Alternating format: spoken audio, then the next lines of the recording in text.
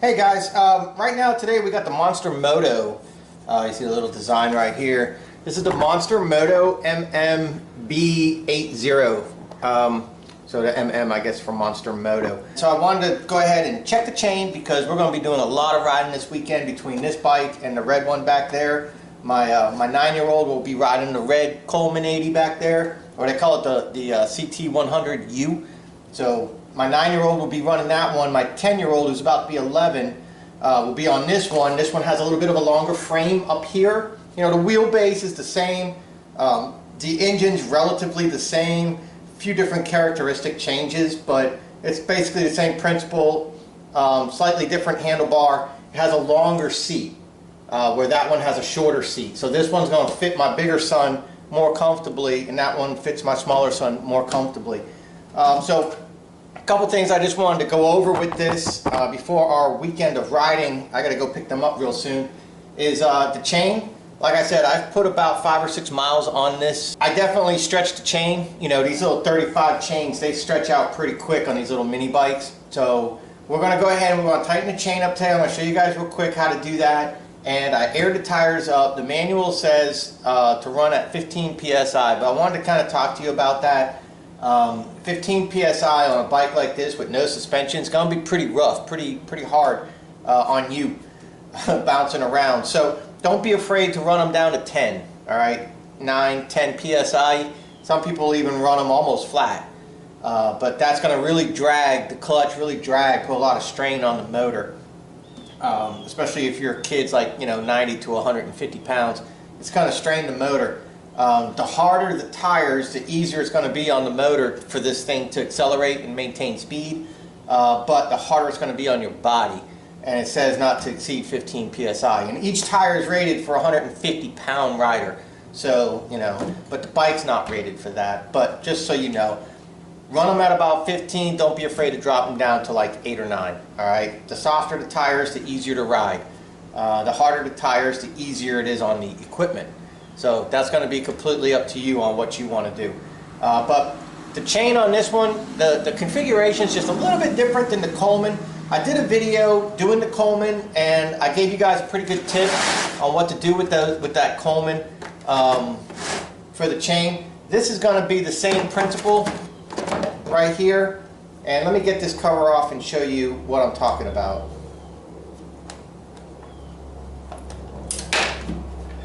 Chain guards, people, very important for your kid, all right? If you don't run it in the back, okay, I can almost understand that because, you know, their feet are forward, and if they're wearing pants, you know, you don't want their pant leg getting caught up in the clutch here, and I'll show you that in a second. It's definitely not something you want to have happen. Yeah, you got 2 down here on the bottom and 1 up top. And this one's 2.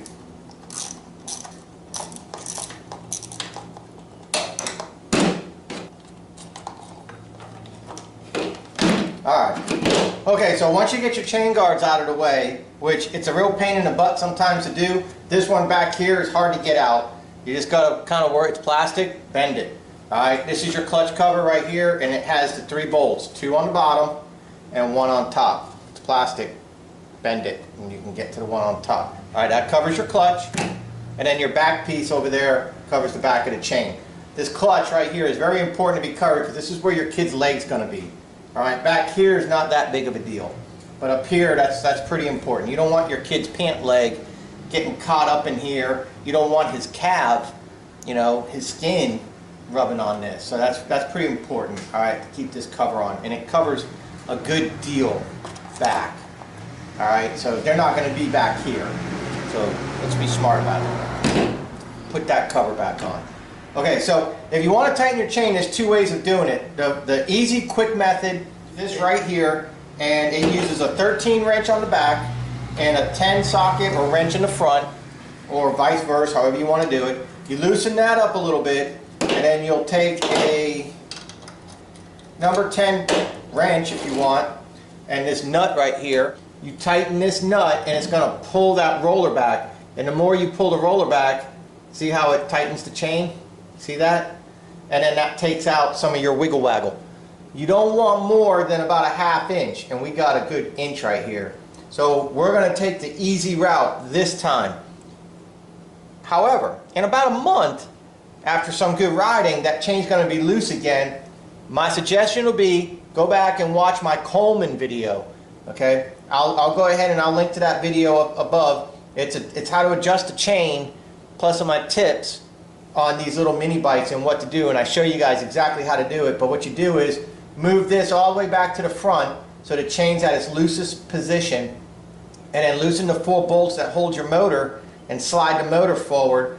Tighten them down where you want the chain to be, and then in the next time that you have to tighten the chain, maybe 6 months to a year after that, because now the chain's stretched. It's really, now it's just the sprocket's wearing out.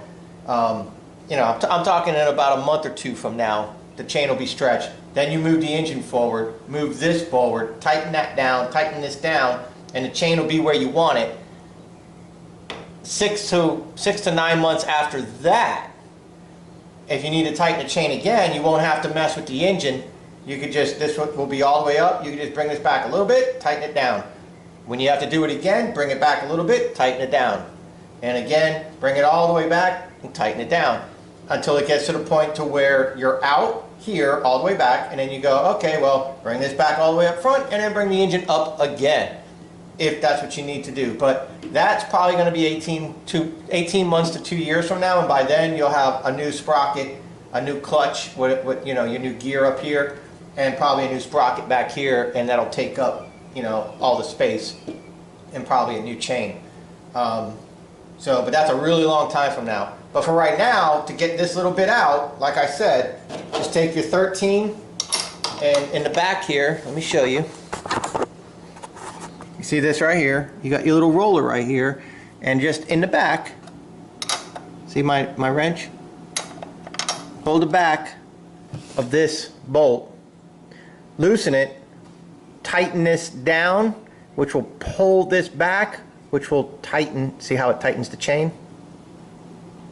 And that's it. Make sure this is on loose. Hold your wrench, brake torque.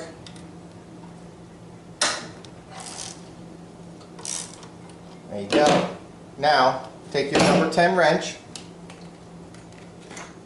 One thing with these bikes is the engine's a little bit on that side, so if you don't have the tires inflated properly, this bike's going to fall over. Because, you see, there's not enough weight over here. So if your tires are low to begin with, this bike will fall right over on you. So be very, very careful when you or your child gets off this bike. Make sure they have this part going downhill, or it will fall over on you. Alright, so now we just tighten this up. See the chain moving? Watch. See how it just took some space, put some space between the chain and my finger? Even more space. Even more space. Now we got a good bit of space there. And when we tighten this roller back up, it might be plenty. So we'll go ahead now, tighten this back up real quick. Super simple, super fast, super easy. Super done. How do you like them apples, huh? Let's go ahead and lean on this a little bit tighter. There we go. And now that we're tight on all that, let's just make sure we're tight on this. There's no play. It's going to allow it to go forward. Put it tight. That's not going to move. And now we have about 3/8 to a ½ inch of movement right there. We're golden. We're good. If you go to gomotorsports.com, you could probably find sprockets for these. Just know what this sprocket count is. If this thing's a little bit too much of a turd getting off the line for you, you want it to go a little bit quicker, you can get a bigger sprocket back here, but that would require a bigger chain. So it's just like your 10-speed bicycle. Remember, if you have it in the front real big and in the back real small, you're pedaling really hard and slow, but you're hauling butt. That's the way this is right now. This bike will go like 24, 25 miles an hour the way it's geared, but it's all hell trying to get it there. So conversely, if you went with a smaller sprocket up here, like making your 10-speed go from the middle to the smaller one, and then you're pedaling fast and you can go up a hill and you can launch quicker.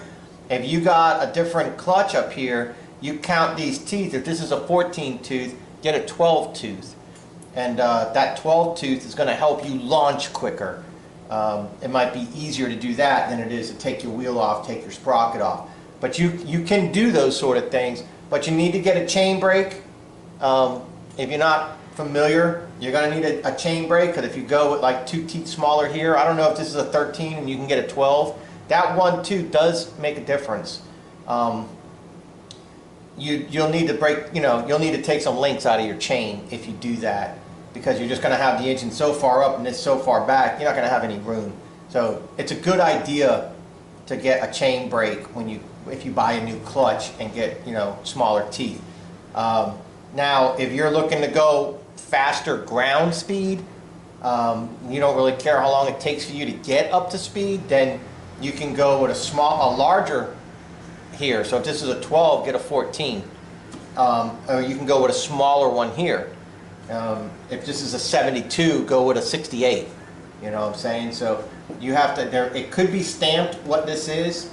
If not, make a little scar, and then you have to count your teeth if it's not stamped. Alright? But anyways, that's how you tighten the chain. Super quick, super easy, little information about your clutch and gearing and stuff like that. Some people go ahead and they take take this apart, take this out, and they reach in here with the governor and they take the governor apart. I'm not going to do that with my 9-year-old and my 10-year-old, but there's plenty of videos on how to take the governor out of these motors. But you need to know your kid. You need to be very careful what you do. They also make torque converters for different sizes of these motors. So again, you can check out gopowersports.com, and they got all types of stuff for these little mini bikes, for the larger mini bikes, for go-karts and all that. All right, cool. I help you guys out. I hope you get out there and have some fun with your kids, man. This right here, less than 400 bucks with tax. And how much is a PlayStation, and then your kid sitting inside all day. So get your kid outside, get him some sun, get him some exercise, get him outside having some fun with his old man, his old lady, his old mama, whatever. Okay? Alright, we cool? Thanks, guys.